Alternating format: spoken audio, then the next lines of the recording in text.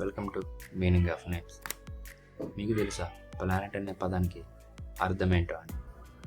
Planet అనే పదం Greek భాష నుండి వచ్చింది.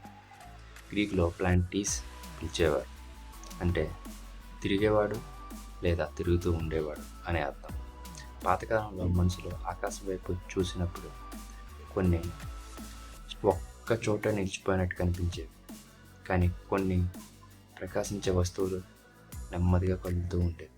అవి వ్యాండీర్స్లా కనిపించేవి, అందుకే వాటిని ప్లానెట్స్ అని పిలిచేవారు. రోమన్స్ ఈ పదాన్ని తీసుకొని ప్లానెటా అని పిలిచేవారు.